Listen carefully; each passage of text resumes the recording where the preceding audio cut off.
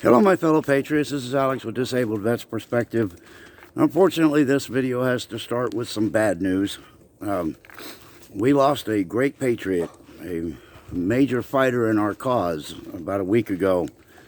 I've been trying to get confirmation so I don't spread anything that's not true on the internet, because that happens a lot. But as the week has progressed, I've heard more and more people claim the same thing. And we all need to say goodbye to Ron Carter, otherwise known as Dangerous Freedom. I don't know the details of his death, but it's very unfortunate. He will be missed. He was a good friend, and appreciate everything he did for this fight that we have going forward. We'll still be fighting in his memory. But sorry to give that news at the opening of a video, but we need to be aware of the way things are going right now. God is calling some people home. Obviously, their mission has been accomplished, and you know, it's their time to step aside and take a break. And that's fine. We'll all do our part. When it's our time, we'll go see. We'll go stand next to God and get ready for the spiritual war. But anyway, rest in peace, brother. God be with you. Now, got a package in the mail from an anonymous sender, and just wanted to get on here and say I'm not sure who you are, but I appreciate it. Some real nice movies on there. God's Not Dead is one of them. He's got a ministry that was recorded. A couple of Christmas cartoons, you know, Charlie Brown Christmas and that kind of stuff. Very nice of you. I appreciate that. Those kind of things help a lot, because, you know, with Lisa being in her condition, we don't get out much. It's very difficult for her to get up and moving, and getting into town. It's hard to breathe, hard to do a lot. So we spend a lot of time in the house, and we watch a lot of things that don't have a narrative involved. We can't stand regular TV anymore, because even if you watch the nonsense shows from the 80s, which is what we enjoy, you still have to deal with the half an hour of commercials pushing a narrative up your ass, and we're just not into that. So nice entertainment like this it's exactly what we're looking for. Something we can enjoy without having to worry about a narrative or somebody trying to tell us how to live, how to think, how to breathe, and we don't need that. So I appreciate that. Whoever it was that sent that, thank you. Also, thank you to everybody who sent all the Christmas cards and all the well wishes. That was awesome. You guys are an incredible group of people here. Sometimes I wish that YouTube would let my channel go a little bit and, you know, grow. But the more I think about it, is this organic, almost stationary growth is probably okay too, because it brings us closer to the people that we do have, and you know, that's important. The channel is suppressed to basically 100%. They haven't let me have a new set of subscribers that I get to keep in over a year. So, you know, I just do what I got to do. But anyway, things are crazy right now. We've got a lot going on. The January 6th propaganda campaign was pushed in full effect. So, you know, we all got to enjoy that clown show. Obviously, more and more information on that is coming out. Looks like it was an FBI Black Ops operation. I'm sure it was probably headed up by the CIA, because if it's a false flag, it's theirs. They own them. They are the ones responsible for them. And that's worldwide. Also, if you look at Kazakhstan, or Kazakhstan, whatever, however they pronounce it, and I'm sorry if I slaughter it, that whole country is collapsing.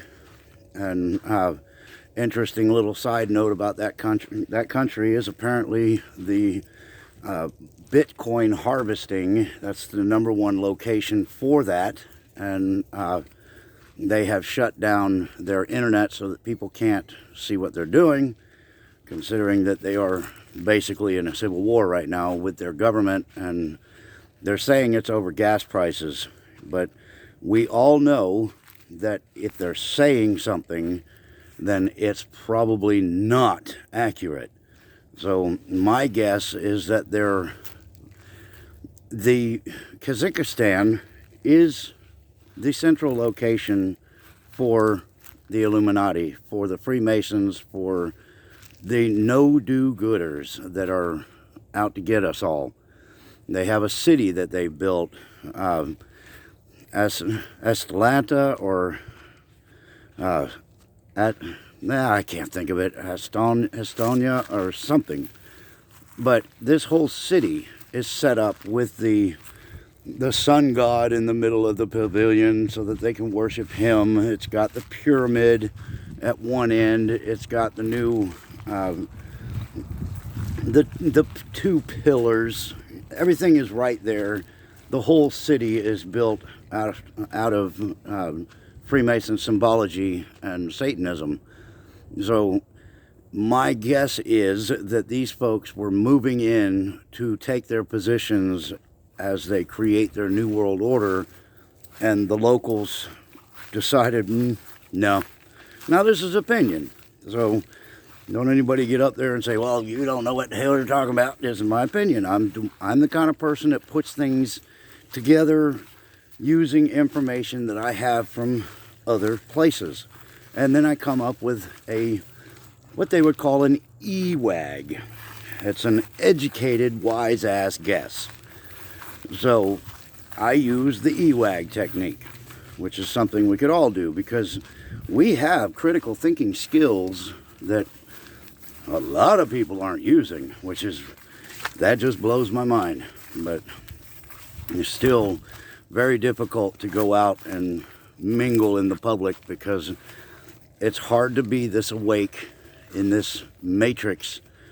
I tried to describe that to Lisa the other day, and I said, in the movie The Matrix, every time he would look at something towards the end there, everything would have the green, the old style computer monitor tech on there. It would be the green numbers and letters and all that scrolling down the screen. And I said, when I go out in public, it's not that I see that green, but in the same sense, I see I see sheep. I see people falling in line, and everybody just drifting along in their haze and their illusion of reality. And it's just very difficult, because I am not in their reality. I'm in a totally different reality, because I know that 90% of what we see around us is pure, unadulterated bullshit. The whole system was set up as an illusion to keep us pacified, so that the Illuminati and the New World Order and all of the other assholes could get their system in line and then put their thumb handedly on our tails and be able to get away with whatever they want. They were almost there. I mean, almost there. This thing was about to flip over, and I'm going to tell you, it would be a lot harder to get back once it does. But I think that there have been enough of us putting sticks in their spokes once they get going downhill real good, and flipping them head over tea kettle right over their handlebars. I think there's been enough of us doing this that it has, if we haven't stopped them, we sure have slowed them down. And the more we push, the more chance there is of stopping it. Part of that is going to be getting the people that just will not wake up.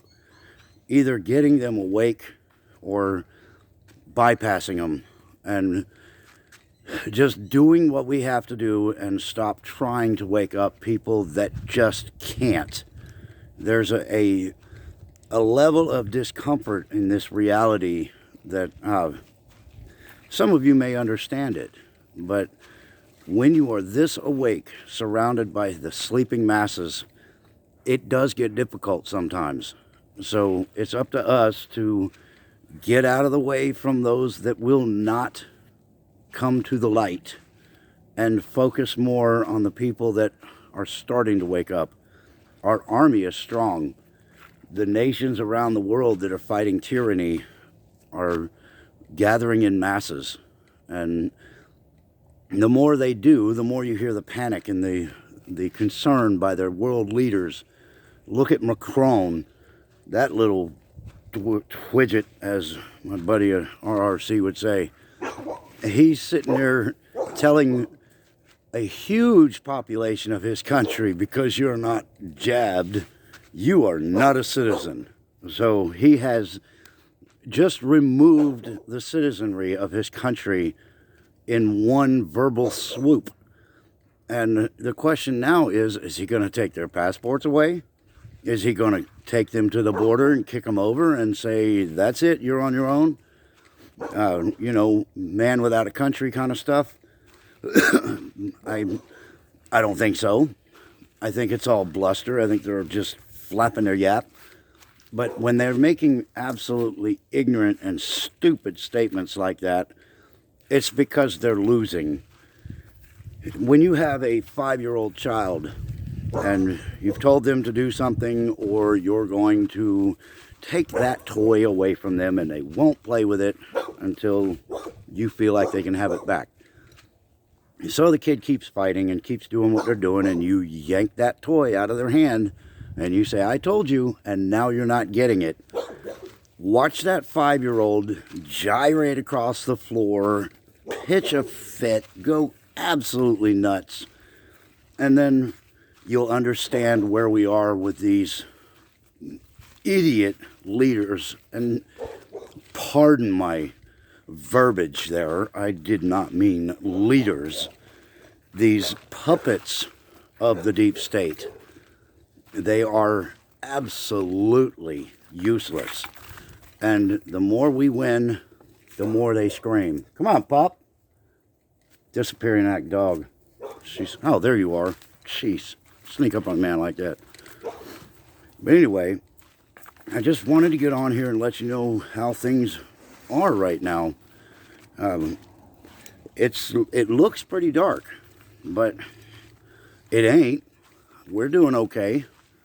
You know, us purebloods, we're holding the line, and the more you hold the line, the less grab they have and the less grip. In California, they tried to do this school mandate with the children, and after they found out almost 30,000 children were just going to be held out, you know, then all of a sudden they pulled the mandate. They said, oh, no, we were just kidding. We didn't really mean it. We really just, you know. They did it because it was going to affect their bottom line, which is their money. So as soon as people understand that we have an incredible amount of power because we have the wallet, then they'll realize that these people are essentially powerless. You threaten to take their money away, and they will give. They also suing the crap out of them. Look at what happened with these Navy SEALs. They were being told that they were going to have to take the prick, and that their religious exemptions were null and void. Well, actually, that's bullshit. All you have to do is stand your ground, because the Constitution is not bullshit. It's fairly clear, and even though the left doesn't follow it, the right still does. So you stand your ground and you file suit, and that's what they did.